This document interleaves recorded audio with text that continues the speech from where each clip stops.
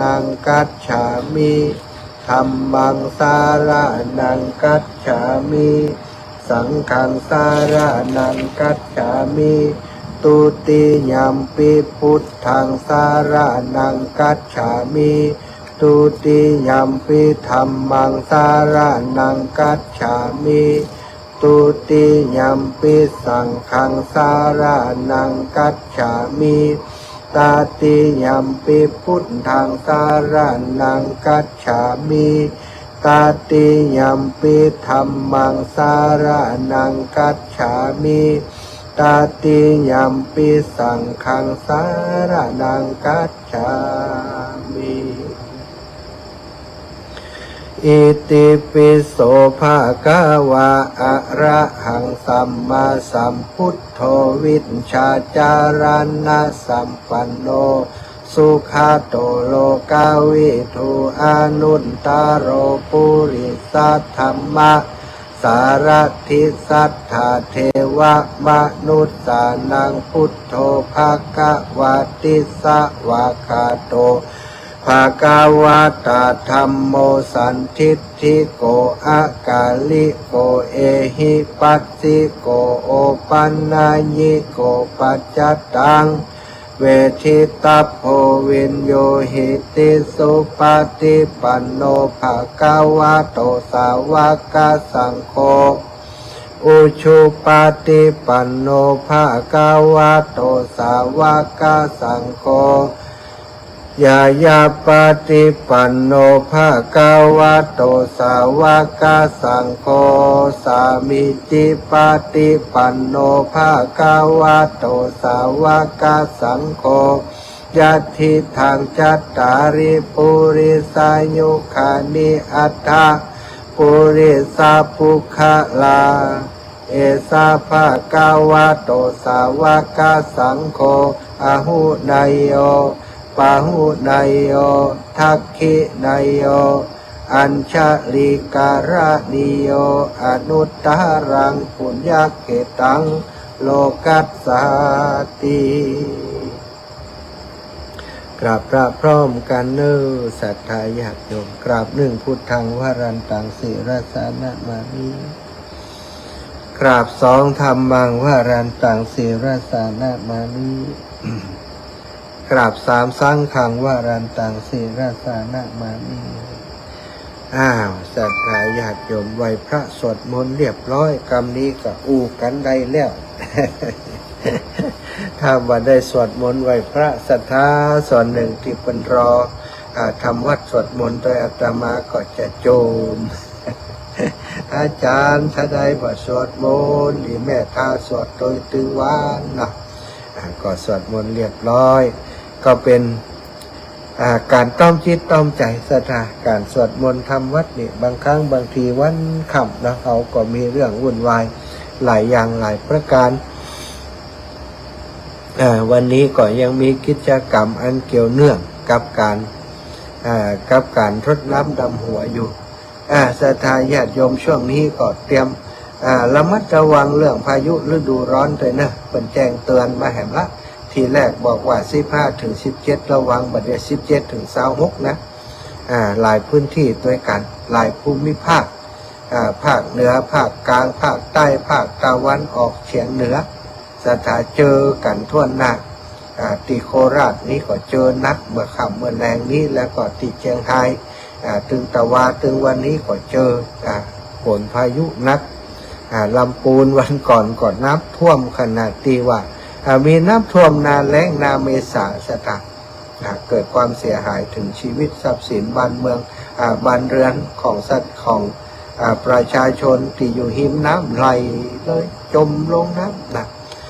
ดีว่าละออนที่เป็นลูกของเจ้าของบ้านหนีออกมาตันเนาะแต่ว่าพ่อแม่หนีก็ตันหายไปในน้ำต่อหน้าต่อตาเสียชีวิตถึง2 คน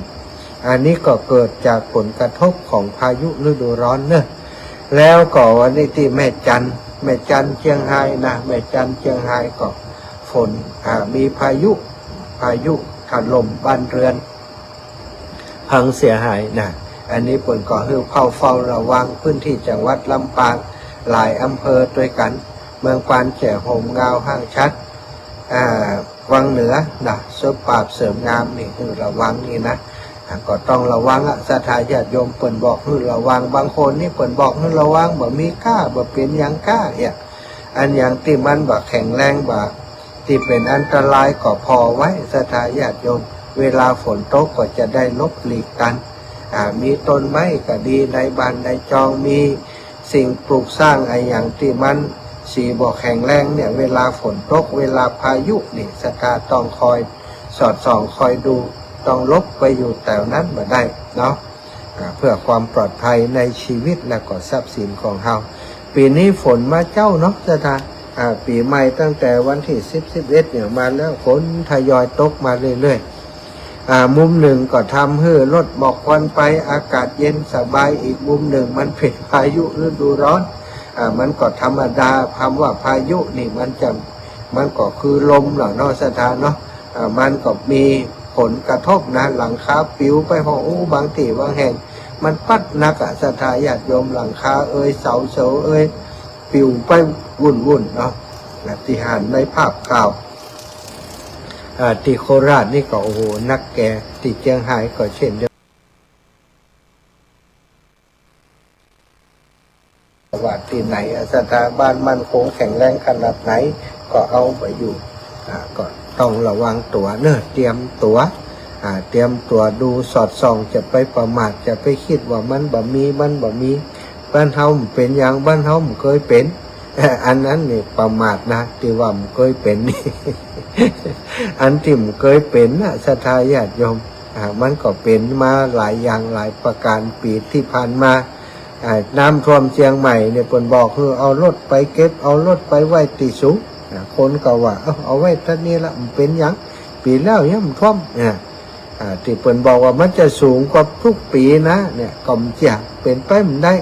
มันเคยขึ้นถึงสุดท้ายก็ขึ้นถึงบะเมียรถจมมาลองมาแหล่งนะสถาติไปช่วยเปิ้นบ้านจ่องห้องหออยู่บ่ได้ตีหินน้ำท่วมถึงชั้น2ชั้น3ก็มีโอ้โหเนาะนักหนาป้าป้าน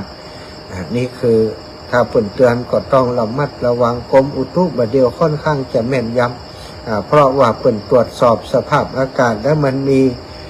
การจำลองเนาะสถานการณ์จำลองอุณหภูมิความร้อนพายุที่มันเกิดนี่สถานการณ์แบบนี้มันจะเป็นอย่างไรคำนวณได้เลยว่าฝนจะตกจุดใดเนี่ยสถานก็ต้องเจือกรมอุตุแล้วก็ระมัดระวังเนาะในช่วงนี้ตั้งแต่วันนี้17ไปถึง26นะทุกภูมิภาคเนี่ยสถานทุกภูมิภาคทางภาคตะวันออกภาคกลางภาคใต้ภาคตะวันออกเฉียงเหนือแล้วก็ทางภาคเหนือของเขาเกือบจะทุกพื้นที่อย่างที่บอกนะมุมหนึ่งมันก็เย็นสบายดีแล้วเองแต่มุมหนึ่งนี่ความเสียหายมันก็รุนแรงนะถึงกับชีวิตถึงกับเสียทรัพย์เสียสินก็มีก็ขอให้ศรัทธาพี่น้องอีกปล่อยอีเมตทั้งหลายระมัดระวังเนาะดูแลตัวเองดูแลครอบครัวดูแลบ้านช่องของห้องหอของเฮาให้ดีๆอันใดที่มันบ่มันคงแข็งแรงจะเป็นอันตรายก็บริหารจัดการไปแปลงเหี่ยใหม่เนาะทำยึดอย่างให้มันแข็งแรงขึ้นพอมันเกิดอย่างขึ้นมาจะได้มาว่าบรรลุนาทีแต่เนี่ยเหตุตอนนั้นเนี่ยเอาอย่างใดนี่เองนะสถานมันมักจะเป็นอย่างนั้นเนาะเป็นการแก้ตัวไปก็บ่เกิดไอ้อย่างดีขึ้นเพราะถ้ามันเสียหายไปแล้ววัวหายล้อมคอกทีหลังก็บ่เกิดประโยชน์ไอ้อย่างนะแปลงคอกคือแน่นล้อมคอกคือเรียบร้อยเสียก่อนที่มันจะเกิดภัยพิบัติไอ้อย่างขึ้นมาเนาะแต่ถ้าวันนี้ก็จะถึงเรื่องการใช้ชีวิตของคนเฮาทั้งหลายสถานปัจจุบันนี้มีหลายสิ่งหลายอย่างที่ทำให้ชีวิตของหมู่เฮาทั้งหลายมันมีปัญหาซับซ้อนหลายอย่างหลายประการศรัทธาญาติโยมโดยเฉพาะเรื่องราวของการที่จะอยู่สงบอยู่เงียบบ่ค่อยได้แล้วถึงวันนี้มันบ่ค่อยมีความสันโดษแล้วในสมัยก่อนนี้ยังมีความสันโดษมีความสบายความสันโดษการอยู่เงียบการอยู่แบบสงบ ในสมัยก่อนนี้มันบ่มีเครื่องมือสื่อสารเทคโนโลยีอะไรอย่างต่างๆสักคนก็อยู่แบบสงบสุขแบบสบายจะมีอะไรอย่างสื่อสารกันก็เขียนจดหมายไปหากันกว่าจะถึงก็เป็นอาทิตย์โทรเลขไปหากันวัน2 วันถึงจะถึงนะต่อมาก็มีโทรศัพท์นะสักโทรวันนี้ก็ถึงวันนี้อู้กันได้เลยต่อมาก็มีมือถือนี่บัดเดี๋ยวนี้คือยุคของเทคโนโลยีการสื่อสารที่เรียกว่ามีความครอบคลุมสูงคนทุกคนมีมือถือกันหมดละเด็กละอ่อนคนเฒ่าคนแก่มีมือถือกันคนละเครื่องเนาะบางคนก็2-3 เครื่องคนที่เปิดทำธุรกิจอาตมานี่ก็ต้องใจ2 เครื่องเพราะว่า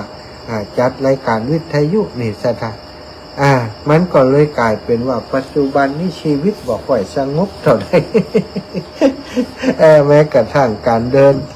นธุดงค์ธรรมยตรานี่แต่มันก็ทำกิจกรรมไปโดยจัดรายการไปโดยก็จำเป็นต้องมีการสื่อสารกับศรัทธาญาติโยมถ้าบ่มีการสื่อสารศรัทธากับบ่ฮู้เรื่องตุนี่มันเดินเนี่ยอย่างของมันเนี่ยพอคนบ่ฮู้เรื่องการสนับสนุนมันก็บ่มีการทำความเข้าใจก็บ่เกิดขึ้นการที่จะทำความเข้าใจให้คนทั้งหลายหันอกหันใจมาร่วมบุญร่วมกุศลก็บ่ใช่เรื่องที่ง่ายเหมือนกันศรัทธาญาติโยมการจะให้คนมาให้มาหอมเฮานั้นถ้าเพิ่นบ่เข้าใจโอ้เดินเนี่ยมันหยังเดินชอดทางไปหยังเพิ่นก็ต้องพอก่อนว่าทำโครงการแต่โครงการนี้ช่วยเอาไปเนี่ยมันหยังเนาะพอเพิ่นเข้าใจก็จะมีการให้การพร้อมกันช่วยเหลือก็เลยจำเป็นจะต้องมีเครื่องมือสื่อสารจัดรายการสื่อสารกับศรัทธาญาติโยมเวลาจะเดินทางไปไหนก็บอกล่วงหน้าว่าจะไปหั่นจะไปนี่ศรัทธาในพื้นที่นั้นๆเพิ่นก็รับรู้รับทราบเพิ่นก็มา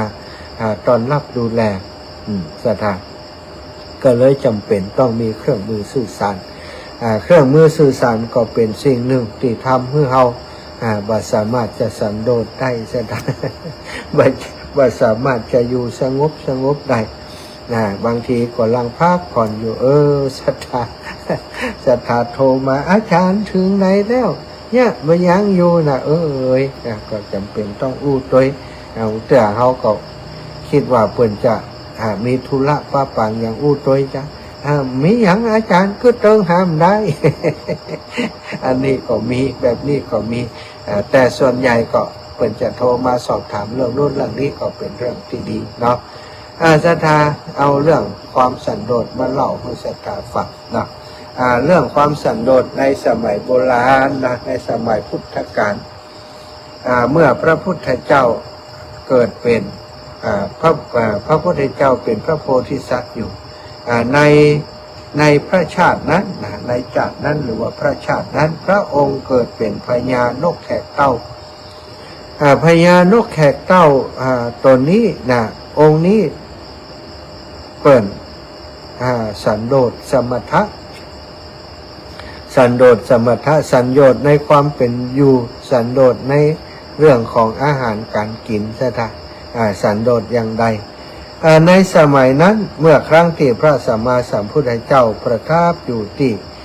พระวิหารเชตวันเมืองสาวัตถีทรงปรารภภิกษุรูปหนึ่งซึ่งเป็นผู้บ่สันโดษเป็นผู้บ่สำรวมบ่ระวังเป็นผู้ที่พุ่งเพ้อพระองค์ต้องการมีความประสงค์จะสอนให้เขาเป็นผู้สันโดษก็ให้โอวาทว่าธรรมดาสมณะเมื่อมาถึงเสนาสนะเป็นที่สบายแล้วก็บอกควรโลภในอาหารควรจะยินดีตามมีตามได้ปฏิบัติสมณธรรมปฏิบัติสมณธรรมเพื่อจะคัดเกลาตัวเองให้หลุดพ้นจากกิเลสตัณหาต่างๆจะมามัวอยู่มัวกินจะหาอยู่หากินอยู่อย่างอันจะกินแต่ของอร่อยล้ำๆจะอยู่แต่ที่ดีๆสบายอย่างนี้นี่เป็นการบัสันโดษโบราณบัณฑิตแม้จะเป็นสัตว์เดรัจฉานกินผงแห้งของต้นไม้ที่ตนอาศัยอยู่ก็มีความสันโดษบัดทำลายมิตร มิตรธรรมหนีไปที่อื่นเลยเนี่ยเรื่องเป็นอย่างใดได้ทรงตรัสอดีตนิทานสาธกเมื่อมีภิกษุถามว่าเรื่องมันเป็นอย่างไรพระองค์ได้เมตตาเล่าให้หมู่ข้าพระองค์ได้ฟังกินรู้อย่างพระพุทธองค์ก็ทรงเล่าให้ฟังว่าก่อนในการครั้งหนึ่งนั้นนานมาแล้วเมินมานักแก่แล้วเนาะเมื่อเฮาได้เกิดเป็นพญานกแขกเต่าอยู่ที่ป่าไม้มะเดื่อแห่งหนึ่งซึ่งตั้งอยู่หิมฝั่งแม่น้ำคงคา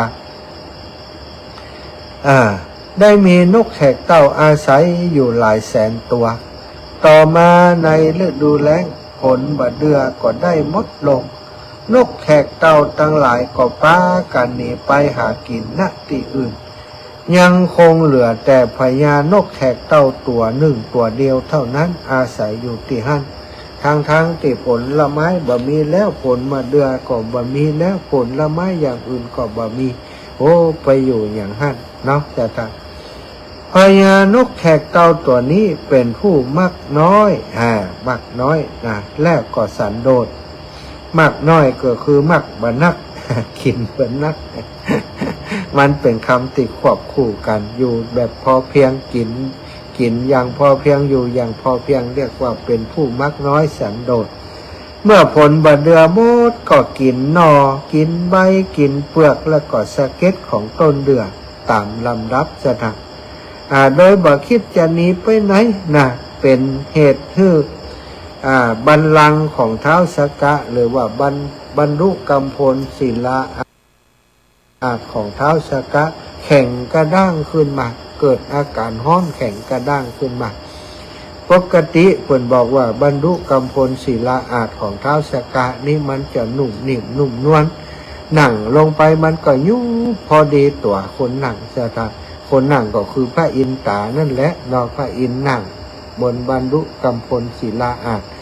อันอ่อนนุ่มทุกวันนั่งก็สบายนะเหมือนกับอยู่ในห้องแอร์เย็นสบายนั่งสบายแต่ว่าวันนั้นนั่งบัดสบายมันเกิดแข็งกระด้างขึ้นมามีความร้อนมีอุณหภูมิที่ร้อนที่สูงขึ้นพระอินทร์ก็ว่ามันมีไออย่างเกิดขึ้นนี่ฮะเนาะมันมีไออย่างเกิดขึ้นก็พระอินทร์นี่มีตาถึงปันตาเท้าสหัสสเนตนะมีตาถึงพันตาก็มองลงไปพอพึบเดียวหันเลยนกแขกเต้าตัวนี้โลนี่พญานกแขกเต้านกแขกเต้าโพธิสัตว์บำเพ็ญบารมีเป็นผู้มากน้อยสันโดษจะไปพอสกรรมล้อสันโดษอย่างใดทำไมถึงสันโดษขนาดนี้นะพระอินทร์ก็ได้ไปเรียกว่าไปใช้อิทธิฤทธิ์ของพระอินทร์ทำให้ต้นบะเดือต้นนั้นนะตายลงขาดน้ำใบแห้งใบเหี่ยวใบแห้งใบเหี่ยวบ่มีใบร่วงหล่นลงไปหมดนะสตานกแขกเต่าก็บ่หนีไปไหนอยู่หั่นนะเกาะกิ่งไม้อันบะเดืออยู่กินอันเสร็จจนบะเดือนั้นกลายเป็นพุยเป็นพงสตาเหมือนกับอันแมงไปเจาะทางในเนาะกลายเป็นผงเปลือกอันแก่นบะเดือไม้บะเดือเป็นผุยเป็นผงอยู่นกแขกเต่าตัวนั้นก็กินอันผุยผงที่ออกมาจากไม้บะเดือนั้นสตายางเหนียวยางอย่างที่ออกจากไม้บะเดือก็กินอย่างอันกินไปเพียงแต่ยังอัตภาพคืออยู่ไปวันพระอินทร์ก็แถลงไปอันต้นไม้นั้นหักโค่นลงไปจะทำหักโค่นลงไปเหลือแต่ต่ออุดอยู่หั่นนกแขกเต่าก่อมไปไหนจับจอกออยู่ต่ออันมะเดื่อนั้นก็จับกินกันเปลือกครับกินต่อบะเดื่อนั้นหลายคนก็ว่าอย่ามาขี้ข้านเพื่อล่ำเพื่อเหลือนกแขกเต่าตัวนี้บ่ใจขี้ข้านนะเปิ่นสันโดษเปิ่นสันโดษเปิ่นมากน้อยเปิ่นบอกไปไหนเปิ่นอธิษฐานอย่างนั้นก็กินอย่างนั้นถ้าซับกินอยู่อย่างนั้นสถานพอเป็นอย่างนั้นพระอินทร์ก็อยากจะลองเนาะ พระอินทร์ก็อยากจะลองเมื่อท้าวสกาทราบว่าพญานกแขกเต่านั้นเป็นผู้มีความมักน้อยสันโดษแต่ก็จึงแปลงร่างเป็นพญาหงส์แล้วก็มีนางนกอย่างนางสุชาดาเป็นหงส์นะเป็นหงส์ติดตามไปตัวหงส์แปลงร่างก็ได้ไปบินจับติดต่อมาเดือใกล้ๆหันกับพญานกแขกเต่านั้นแล้วก็เจรจาว่านกแขกเต่าผู้มีจะง้อยปากสีแดงท่านนี่ควรจะไปหากินที่อื่นได้แล้วจะมาตายอยู่ตรงนี้เลยท่านจะมามีเยื่อใยอย่างกับต้นไม้แห้งต้นนี้ต้นไม้อื่นก็มีถมเทไปจะได้ไปเสาะว่าหากินที่อื่นอย่างมาขี้ข้านปลาล่ำปลาเหลือว่าพญานกแขกเต่าก็ตอบว่าโอ้ท่านพญาหงส์ใครเป็นเพื่อนในยามทุกข์ยากผู้นั่นเป็นสัตตบุรุษสัตตบุรุษย่อมบ่ทิ้งเพื่อนผู้มีทรัพย์และไร้ทรัพย์ต้นไม้นี้เป็นทั้งเพื่อนเป็นทั้งญาติของเขาเพียงต้องการมีชีวิตอยู่เท่านั้นจึงบ่อาจจะทิ้งต้นไม้นี้ไปไหนได้เพราะเหตุเพียงบ่มีผลอันนี้บ่ยุติธรรมเลยนี่พญาหงส์ก็พอได้ฟังก็รู้สึกยินดีและกล่าวสรรเสริญว่าพญานกแขกเต่าความเป็นเพื่อนไมตรีสนิทสนมคุ้นเคยกับต้นไม้ท่านทำไว้ดีแล้วขอสรรเสริญท่านเขาจะให้พรแก่ท่านจงเลือกพรตามในประสงค์เถิดพญานกแขกเต่าก็ขอพรว่าท่านพญาหงส์เขาขอเพียงให้ต้นไม้นี้มีชีวิตมีผลหวานอร่อยเหมือนเดิมเท่านั้นก็พออีหลักพญาหงส์ก็จึงพูดว่านกแขกเต่าขอท่านจงอยู่กับต้นมะเดื่อที่สมบูรณ์เพียบพร้อมตลอดไปว่าแล้วก็คืนร่างเป็นท้าวสกะเหมือนเดิมแสดงอานุภาพธรรมเมื่อต้นมะเดื่อนั้นสมบูรณ์พร้อมทั้งใบและผลยืนต้นอย่างสง่างามเหมือนดังเดิมมีผลสุกงามสถานรสชาติหวานอร่อยพญานกแขกเต่าหันเป็นเช่นนั้นจึงกล่าวสรรเสริญท้าวสกะว่าท้าวสกะขอพระองค์พร้อมโดยคณาญาติมีความสุขเหมือนข้าพระองค์มีความสุขเพราะได้เห็นต้นมะเดื่อผลิผลในวันนี้โดยเถิดเมื่อท้าวสกะพร้อมกับนางสุชาดาได้ประทานพรให้นกแขกเต่าได้สมประสงค์แล้วก็กราบคืนไปสู่วิมานของตนความสันโดษหมายถึงความติยินดีพอใจตามมีตามได้ตามกำลังและความจำเป็นของตนในปัจจุบันการดำรงชีวิตอยู่ของผู้คนถูกเหตุปัจจัยต่างๆหลากหลายมาเบียดเบียนกระทบกระทั่งอยู่ทุกเมื่อเชื่อวันซึ่งล้วนแล้วแต่จะทำให้การดำเนินชีวิตเป็นไปด้วยความยากลำบากบ่สามารถจะดำเนินชีวิตตามสมควรแก่อัตภาพที่ควรจะเป็นได้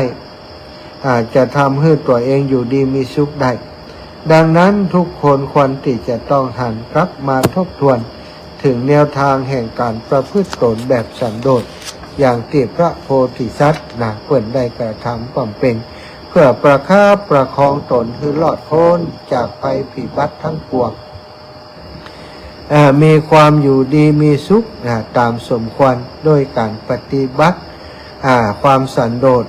ความหมายของสันโดษโดยทั่วไปก็มี3ประการประการที่1ยะถาลาภสันโดษหมายถึงความยินดีตามมีตามได้ตามที่ตนได้มาคือตนได้สิ่งใดมาหรือว่าเพียรหาสิ่งใดมาได้บ่ว่าจะหยาบหรือประณีตแค่ไหนก็ยินดีพอใจโดยสิ่งนั้นบ่คิดบ่ติดใจอย่างได้สิ่งอยากได้สิ่งอื่นบ่เดือดร้อนกระวนกระวายเพราะสิ่งที่ตนบ่ได้มาบ่ปรารถนาสิ่งที่ตนบ่พึงได้หรือเกินไปกว่าที่ตนจะพึงได้โดยถูกต้องชอบธรรมบ่เพ่งเล็งปรารถนาสิ่งของที่คนอื่นได้จนเกิดความอิจฉาริษยานี่ สองประการที่สองยะถาพละสันโดษหมายถึงความยินดีตามกำลังคือยินดีแต่พอแก่กำลังกายและวิสัยของตนมีความพอใจในการจัดสรรหน้าที่การงานจัดสรรการศึกษาศิลปะวิทยาการจัดสรรคุณธรรมเพื่อปฏิบัติให้สมกับกำลังสติปัญญาของตนเองเลือกทำในสิ่งที่ตนเองถนัดแล้วก็ตั้งใจปฏิบัติให้ก้าวหน้าไปตามกำลังแต่ละอย่างด้วยความขยันหมั่นเพียรข้อที่สามศรัทธาญาติโยมประการที่สามยถาสารูปสันโดษหมายถึงความยินดีตามสมควรหรือยินดีตามที่เหมาะสมกับภาวะฐานะของชีวิตแนวทางของชีวิตและจุดหมายแห่งการบำเพ็ญกิจของตนบ่นึกคิดอยากได้ทรัพย์สมบัติที่ล้ำค่าเกินฐานะของตนบางครั้งแม้จะได้สิ่งที่เกินฐานะของตนมาก็บ่ลุ่มหลงว่าเป็นสิทธิที่ควรจะได้รับเห็นว่าสิ่งที่ได้มานั้นล้ำค่าควรให้คนอื่นได้มีส่วนร่วมดูแลรักษาหรือบริโภคใช้สอยตัวโดยการทำให้เกิดประโยชน์แก่ตนแก่สังคมรอบข้างอันนี้เรียกว่าความสันโดษศรัทธานะวัน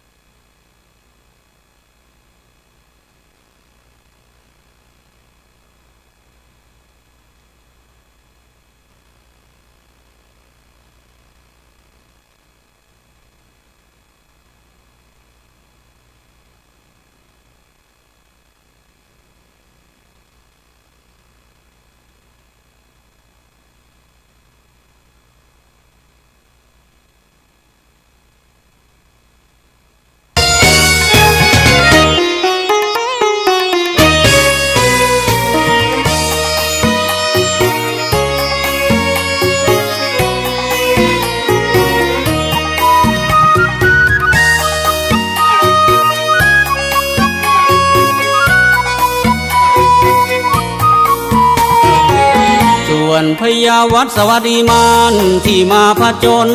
ต้องทุกข์ทนหม่นมอง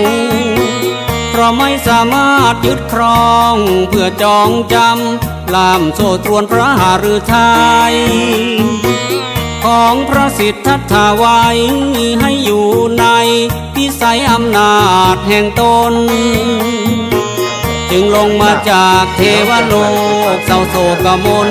นั่งทุกข์ทนหม่นหมาง ลำปางนี้ได้ข่าวว่าพี่น้องหมู่เฮาจะปากันมาเหมือนกันญาติพี่น้องครอบครัวของท่านอาจารย์พระครูสมุวิทย์สุวัฒน์วรกิจโจเปิ่นอยู่บ้านปงใต้เนาะ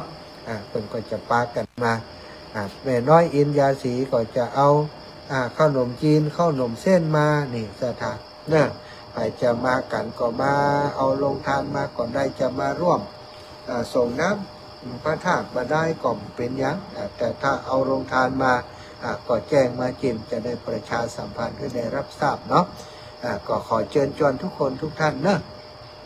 มาสนับสนุนมาช่วยเหลือมาร่วมบุญร่วมกุศลด้วยกันเอาละเส้นทางก็จะเปิดสายแล้วเนาะตอนนี้ 19:46 นาที0808844173เนอะ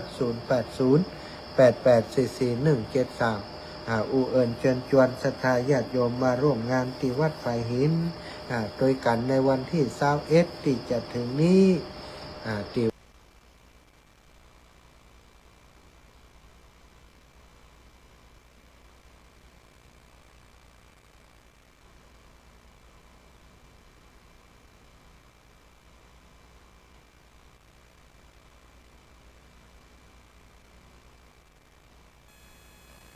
วันไหนแก่เดือนเอ็ดเดือนหนังเดือนเนี้ยเมษาเนี่ยก็แม่ก็เลี้ยงก็โทรมาถามพี่น้องก็บอกให้ผู้เลี้ยงดีพี่น้องเขาครูอ๋อเหรอก็ให้ประกาศให้เขาบอกพี่น้องผม21มันจังเนาะ21นะ21เดี๋ยวแม่ก็เลี้ยงบอก5ต้องเขาแม่โทรถามคนดีๆแล้วเจ้าเดือนเนี้ยวันผูกวันฮือเนี่ยเนาะวันผูกวันฮือเนี่ยสาธุสาธุจ้า21ที่จะถึงนี่ป้ากันเอากับข้าวมาจิ้มพี่น้องลำปางยายพรก็ยังดับไปไงเจี๊ยพูดนะไปหินดับกะไอหินดับไปไงเจี๊ยโทรไปเดียดคนเดียวจะเอาหมูเลี้ยงจะต้องไว้เหมือนหายเจ็บเดี๋ยวนี้ก็หายแซ่บกะเดี๋ยวนี้เนี่ยก็เจ้าศรัทธาแม่เพนน่ะลำปูนมาเด้อแม่เจ้าอาจารย์มาด้วยแม่น้อยเนอะบอกแม่น้อยเนอะมันที่21ก็เจ้าใช่21ป้ากันที่โทรหาแม่น้อยเหตุก่อนมันคงมาได้ไปแน่เพราะว่าต้องออกเดินทางไปปทุมธานีเจ้าเปิดไปธรรมกายโอเคไปเลยเลยเจ้าไปที่21แบบที่วันที่2คนคงจะถึงวันถูกวันที่3เนี่ยเจ้าเจ้าไปเตอะโอ้เสียดายจ้ะถ้าเสียดายก่อมต้องไปมันต้องหับฝ่าคนแล้วเนี่ยคนหับคนแล้วเจ้าหับแล้วก็ขืนได้จุเปิ่นขืนเจริญปอนแม่มาด้วยเปิ่นไปมาแอวด้วยเปิ่นเด้อเจ้าคนโต๊ะอะลูกตกแต่เจ้าแม่คำนิ่มตกละนี่เดี๋ยวว่าเขานี่โต๊ะเนี่ยเดี๋ยวนี้โอ้ดีแล้วเย็นสบายดีเนอะโต๊ะขนาดโอ้ไม่จำโต๊ะว่าผมจะโต๊ะพอผมโต๊ะต้มโต๊ะนี่นะเพ่มโต๊ะแม่เพ่มโต๊ะนะเจ้าเริ่มโต๊ะเนี่ยก็ลูกเอาละกันมันโต๊ะเรื่องผ้าห้องแง่ที่ประจำเจ้าทั้งมาเปิดว่าลูกโจ๊กก็โจ๊กกินเจ้าแม่ขอบคุณแม่เด้อเจ้าแม่เป็นกำลังใจให้ลูกเด้อสาธุเจ้าแม่สาธุก็วันที่21วันผูกวันฮือเนี่ยนะแต่21วันผูกวันฮือส่วนของอาตมาภาพมีคนถามว่า24ได้อาจารย์ก็24เดือนหน้าเนี่ย พฤษภาไม่ใช่เมษาเนอะอาตมาก็จบโครงการ24พฤษภาไม่ใช่เมษานะเจริญปอนแม่สมบูรณ์ เจ้าไว้สาเจ้าตัวลูก เจ้าแม่ เจ้าสบายดีแล้วเนาะ สบายดี อันนี้บาอันเนี่ยแหละ หายแล้วดี เจ้ารักษาตัวดี เจ้า มันน้องกำลังล้มกำลังฝนตกอยู่ จะได้เงินนั้นตังให้ค่ากดตกดีแล้วเนาะจะได้เย็นสบายต้นไม้ใบหญ้าสดชื่น ที่ จ้ะ ลูกอยู่หันลูก ตกตัวหัวค่ำแล้วตกเมื่อ3 โมงไปละ บาหัวมันหนังอะไร บอกว่าโอ้แข็งไรกะอยู่ในศาลาใหญ่แสงกัน เจ้าอันจันดีใจตัวอ่ะ เจ้า เป็นห่วง สาธุขอบคุณหลายๆเนอะเอาเจริญปอนไปถึงพี่น้องตังสันทรายเขาตัวเนอะญาติโยมตังสันทรายพวกไก่เวียงตัวได้นี่ไปเอวหักกันตีวัดฝ่ายหินเนอะไปให้กำลังใจครูบาอาจารย์ของเฮาตีวัดฝ่ายหินเฮาได้ฟังสถานีของเปิ้นเนาะเปิ้นมีการมีงานมีกินมีตานโอ้ไปให้เปิ้นหันหน้าพี่น้องสันทรายเนอะพี่น้องอันเจดีย์แม่ควาเนอะพี่น้องแม่โจเนอะพี่น้องบ้านไอ้หยัง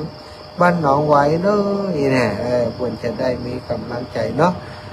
เต่าไหพี่น้องเต่าไหด้วยเนอะปอ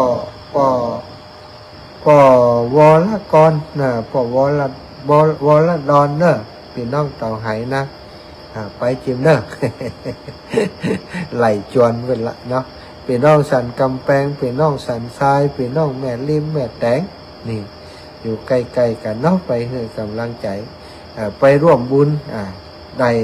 ด้ส่งน้ำครูบาเจ้าพระอภัยสารทะนะครูบาสังฆะซึ่งเป็นสังฆราชองค์แรกของล้านนาหรือว่าตั้งเมืองเหนือของเขาเนี่ยเป็นว่าล้านนาเนาะต่อมาเป็นตำแหน่งเจ้าคณะจังหวัดนะเจ้าคณะจังหวัดก็หลวงพ่อก็เลยกลายเป็นรูปแรกที่เป็นเจ้าคณะจังหวัดเชียงใหม่สถ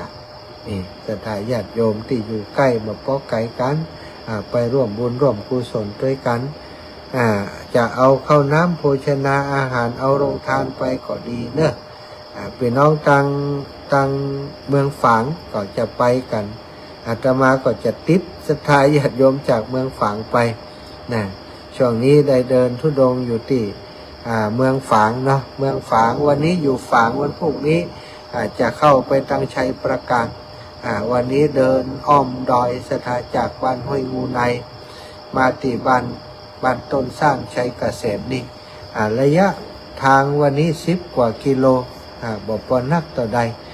แต่ว่าอากาศมันร้อนสถาญาติโยมเดินขึ้นเดินแบบผ่านบ้านคนนักต่อใดผ่านบ้านประมาณ2 หมู่บ้าน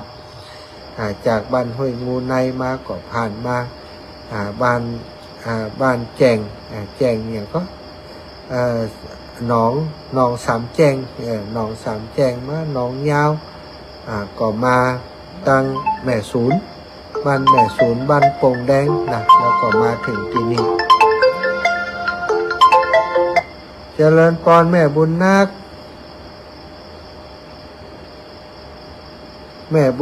วุฒิเดช เจ้าโอ้ได้อู้กันเบิ้ลได้โทรหา สบายดีค อา รับ จารย์อยู่ไหนเจ้า อยู่เมืองฝางโยมแม่ โอ้ฝนตกไปเจ้า ตกตอนหัวค่ำพุ่นละ3 โมง 4 โมงพุ่นละ ว่าห้อนตอนไหนก็กล้า ฝนตกแล้วก็เย็นสบายนอนเมื่อคืนก็ได้ห่มผ้าอยู่รักษาสุขภาพเนอะเป็นห่วงอยู่ เจ้าขอบคุณโยมแม่หลายๆ เพื่อกำลังใจเพราะว่าได้โทรหาเบิร์ดแล้วเนี่ย เจ้าขอบคุณหลายๆโทรมาอุปจาทันเป็นกำลังใจกันเนาะ นะอย่างกองงานที่ว่าจะพับปลาวัดพุทธทิศไปไหนแค่จ วันที่24 เดือนพฤษภาเดือนหน้าพุ่นเด้อ เดือนหน้าพุ่นแหละ เจ้าเดือนนี้นี่ เราไปจัดกับม้าโยก้า โอ้กับไผจะต้านไผหรือไผใครจะดูแลนั่นน่ะ แม่จันดีคนบอกว่าอันถ้าโอนไปนั่นไม่โอนเป็นตัวเป็นตัวนะ อืม เป็นโทรมาว่าเป็นโทรหาบัได้เองโทรศัพท์มันเป็นได้หมดเนาะหลายคน โท ก็ รหาพระอาจารย์บัณฑิตที่เราเป็นว่า ก็ล่ะแต่ตัวเนอร์ขอบคุณไอ้แม่เนอร์ เจ้าขอบคุณเจ้า สาธุสาธุอาบุญรักษาเอ้าสาธาญาติโยม รัก เด้อ ใส่เด้อ เจ้าพี่น้องตั้งสันทรายพี่น้องสันกำแพงพี่น้องตั้งหางดงเรียนเจิญเจริญพรมาเอี่ยวที่วัดไฟหินโอ้บัดเดียวเปิ่นพัฒนาหลายอย่างเน้อสถาบัดเดียวนี้ไผ่ตีมาปีก่อนที่จำมาได้แล้วเนาะเพิ่มห้องน้ำห้องท่าเพิ่มอะไรอย่างอีกหลายอย่างอยู่สถาเพิ่มเปิ่นได้อย่างเขาก่อนอาตมาขอไปช่วยเปิ่นนั้นไปช่วยเปิ่นสร้างห้องน้ำเนาะแปลงห้องน้ำตอนนี้ก็ตีอาตมาไปช่วยสร้างก็สำเร็จไปแล้วก็ตอนนี้ท่านอาจารย์ได้สร้างใหม่แห่ง5 ห้องเพื่อจะรองรับเวลาคนไปกันนักๆหลายๆจะได้สะดวกสบายเอาละศรัทธาวันนี้ก็ต้องขอบคุณทุกคนทุกท่านที่ติดตามรับฟังรายการมาตั้งแต่ตอนเช้าแล้วนะวันนี้2 รอบรอบแรก2 ชั่วโมงเนาะ15 นาฬิกาถึง 17 นาฬิการอบที่2นี้อยู่ด้วยกัน9 นาฬิกาถึง20 นาฬิกาศรัทธาญาติโยมก็เอาบุญเอากุศลที่ช่วงนี้ได้เดินธุดงค์ธรรมยาตรามาฝากมาแบ่งปันศรัทธาทุกคนทุกท่านคือศรัทธาท่านเจ้าอยู่ดีมีสุขอายุมันขวัญยืนเน้อหิมาก้าขึ้นนะหิปันมาหาปันได้จะเดินทางขึ้นเหนือล่องใต้ก็ขอให้ได้ปลอดภัยทุกเส้นทางนั่นจงจะมีแต่ดีลีจัตตารโอธรรมาวัฏันติอายุวันโนสุขังพลัง